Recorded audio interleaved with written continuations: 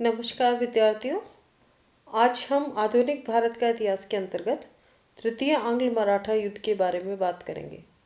तृतीय आंग्ल मराठा युद्ध लॉर्ड हेस्टिंग्स के समय हुआ था। लॉर्ड हेस्टिंग्स 1813 से 1823 ईस्वी तक भारत में गवर्नर जनरल के पद पर रहा था। उसका उद्देश्य अंग्रेजों को भारत में सर्वश्रेष्ठ शक्ति बनाने का था।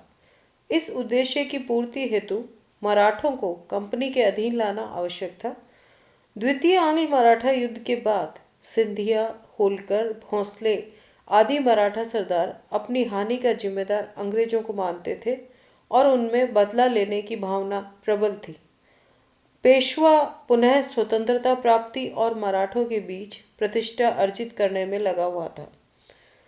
इसी समय पिंडारियों का आतंक भी काफ़ी फैला हुआ था, जिसे समाप्त करना आवश्यक था।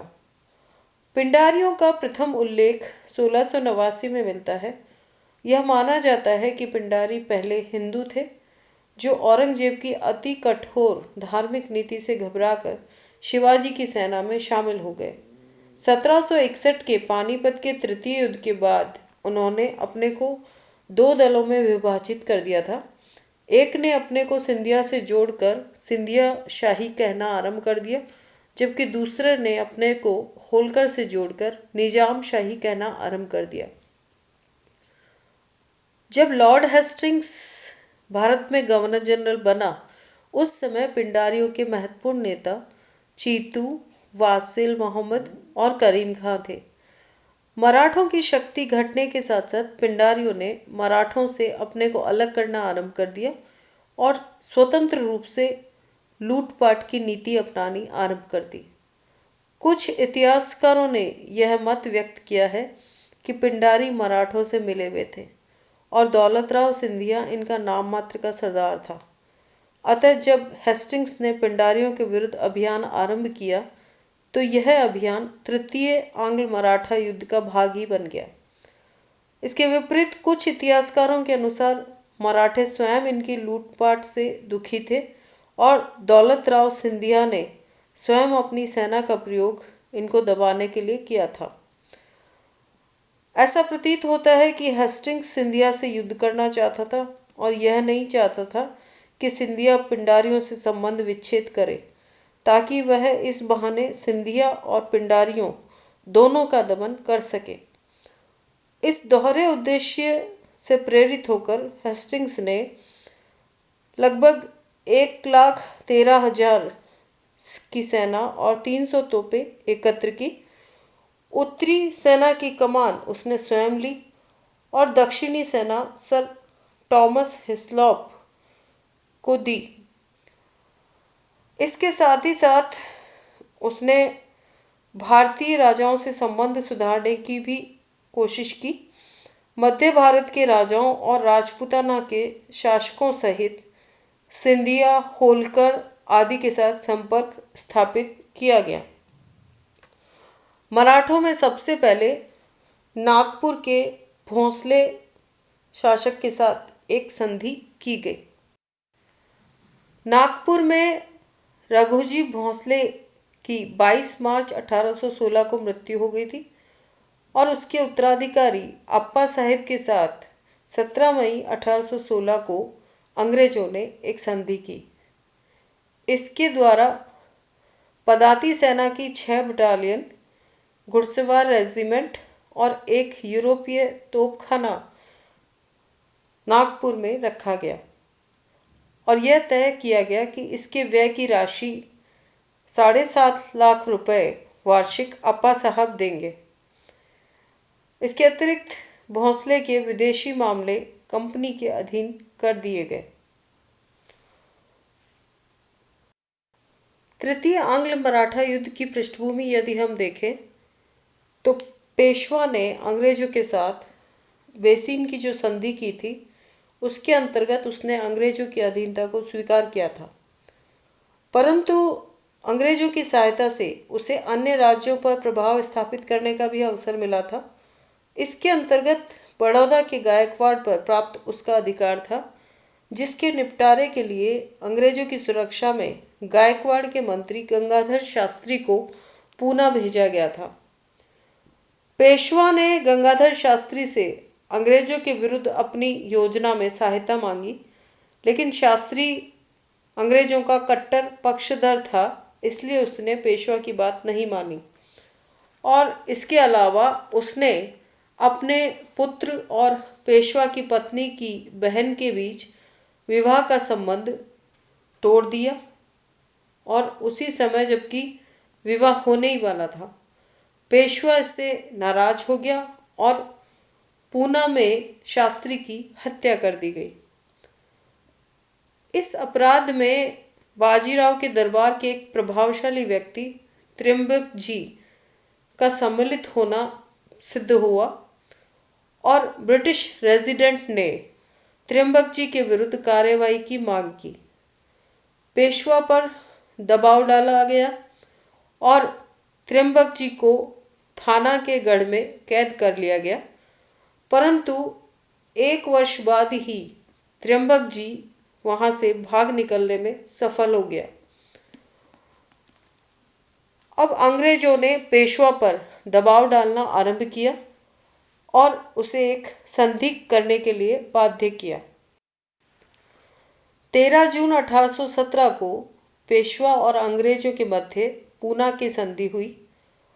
इस संधि के द्वारा मराठा संघ समाप्त कर दिया गया। त्र्यंबक जी को शास्त्री का हत्यारा घोषित कर दिया गया। पेशवा ने यह स्वीकार किया कि वह गायकवाड़ से 4 लाख रुपए वार्षिक मांग नहीं करेगा। उसने दक्षिण के कुछ भागों, कोंकण प्रांत के समुद्र तटीय क्षेत्रों, बुंदेलखंड, मालवा और नर्मदा के उत्तर क्षेत्र पर अपना अधिकार त्याग दिया। पेशवा ने यह भी स्वीकार किया कि वह ब्रिटिश रेजिडेंट के माध्यम से किसी अन्य शक्ति से संबंध रखेगा। इसी समय सिंधिया के साथ अंग्रेजों ने पिंडारियों के दमन हेतु वार्ता शुरू कर रखी थी। फलस्वरूप 5 नवंबर 1817 को सिंधिया के साथ अंग्रेजों ने ग्वालियर की संधि की। इस संधि के द्वारा सिंधिया ने यह स्वीकार किया कि वह अंग्रेजों को 5000 सैनिक पिंडारियों के विरुद्ध अभियान के लिए देगा। उसने यह भी माना कि वह अपनी सेना नहीं बढ़ाएगा। इसके साथ ही साथ यह भी तय किया गया कि पिंडारियों के विरुद्ध अभियान के दिनों में आसीरगढ़ और हिंदिया के दुर्गों में अंग्रेजी सेना रहेगी और अभियान के अंत में दुर्ग लौटा दिए जाएंगे। और सबसे महत्वपूर्ण व्यवस्था जो की गई उसके अनुसार 1805 की संधि जो सिंधिया के साथ की गई थी, उसके द्वारा राजस्थान की शेष रियासतों से कंपनी की बातचीत करने पर जो रोक लगी हुई थी उसे अब समाप्त कर दिया गया। इसी प्रकार गायकवाड़ के साथ भी अंग्रेजों ने संधि की। यह संधि 6 नवंबर 1817 को की गई। इसके द्वारा गायकवाड़ ने स्वयं की सेना में कमी की। अंग्रेजों ने उसकी रक्षा के लिए जो सहायक सेना रखी थी उसमें 1000 पैदल और 2 रेजिमेंट घुड़सवारों की संख्या बढ़ा दी गई। अंग्रेजी सेना के व्यय के लिए गायकवाड़ ने अपने कुछ जिले अंग्रेजों को सौंप दिए। पेशवा ने जिस समय अंग्रेज सिंधिया के साथ संधि कर रहे थे, एकदम से अपनी सेना ब्रिटिश रेजिडेंट एल्फिंस्टन के विरुद्ध भेज दी। रेजिडेंट ने रेजिडेंसी को आग लगा करके पूना उसके पहले ही छोड़ दिया, जबकि बाजीराव अपनी सेना सहित वहां पर पहुंचा। पूना से 3 मील दूर किरकी में 2800 की ब्रिटिश सेना इकट्ठी हुई और पेशवा की सेना में 26,000 मराठा सैनिक थे। इस युद्ध में अंग्रेजों की विजय हुई और पेशवा की सेना को पूना तक पीछे हटना पड़ा। सीताबाल्दी का युद्ध अंग्रेजों और भोंसले के बीच हुआ, जिसमें अप्पा साहब 27 नवंबर 1817 को पराजित हुए। इसी प्रकार महिदपुर का युद्ध होलकर के विरुद्ध किया गया और 21 दिसंबर 1817 को होलकर की पराजय हुई। 1 जनवरी 1818 को अंग्रेजों ने कोरेगांव के युद्ध में पेशवा को पराजित किया और 20 फरवरी 1818 के अस्ती के युद्ध में अंग्रेजों ने पेशवा पर विजय प्राप्त की। आखिरकार जून 1818 में पेशवा ने आत्मसमर्पण कर दिया। होलकर के साथ अंग्रेजों ने 6 जनवरी 1818 को मंदसौर की संधि की। इसके द्वारा होलकर ने खानदेश सहित नर्मदा के पार का समस्त प्रदेश अंग्रेजों को दे दिया। आमिर खां की स्वतंत्रता को भी उसने प्रमाणित कर दिया। इसके अतिरिक्त राजपूत रियासतों पर से और कोटा के जालिम सिंह के अधीन परगनों पर से होलकर ने अपना अधिकार छोड़ दिया और उसने सहायक सेना रखना और विदेशी मामले कंपनी के अधीन रखना स्वीकार किया। पेशवा के संबंध में अंग्रेजों ने नई व्यवस्थाएं लागू की। पेशवा का पद समाप्त कर दिया गया। उसकी संपूर्ण भूमि पर अंग्रेजों ने अधिकार कर लिया। पेशवा को 8 लाख रुपए की वार्षिक पेंशन देकर कानपुर के निकट बिठूर नामक स्थान पर भेज दिया गया। पेशवा का राज्य बंबई प्रेसिडेंसी में मिला लिया गया और इसी में से सतारा का एक स्वतंत्र राज्य बनाया गया और इसका शासक प्रताप सिंह को बनाया गया। त्र्यंबक जी को आजीवन चुनार के किले में कैद रखा गया। सिंधिया के साथ भी एक संधि की गई, जिसके द्वारा पुरानी संधि को ही स्थायी रूप दिया गया और अंग्रेजों को अजमेर दे दिया गया और इस्लाम नगर का प्रदेश कंपनी की आज्ञा पर भोपाल के नवाब को दिया गया। अंग्रेजी सर्वश्रेष्ठता सिंधिया ने स्वीकार की और अंग्रेजी रेजिडेंट रखना आरंभ किया। सिंधिया ने राजस्थान का प्रभुत्व त्याग दिया और अपने और अधीनस्थ राजाओं के मध्य कंपनी की मध्यस्थता स्वीकार की। भोंसले के साथ संधि की गई, जिसके द्वारा नर्मदा के उत्तर में उसके प्रदेश छीन लिए गए। राघोजी भोंसले द्वितीय को इस प्रकार जो बची हुई रियासत थी उसका राजा स्वीकार किया गया।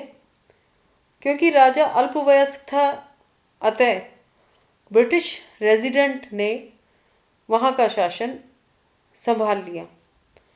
इस प्रकार पेशवा का पद समाप्त कर दिया गया। सिंधिया असहाय हो गया। होलकर का क्षेत्र आधा रह गया। मध्य भारत में ऐसी शांति और व्यवस्था स्थापित हो गई जैसी महान मुगल सम्राटों के बाद दुर्लभ हो गई थी। भारत में कंपनी की सर्वश्रेष्ठता पूर्णतया स्थापित हो गई। इसे विधि की विडंबना ही कहेंगे कि वेलेजली की नीति का कड़ा आलोचक होने के बावजूद वेलेजली के कार्य को पूरा करने का श्रेय लॉर्ड हेस्टिंग्स को मिला।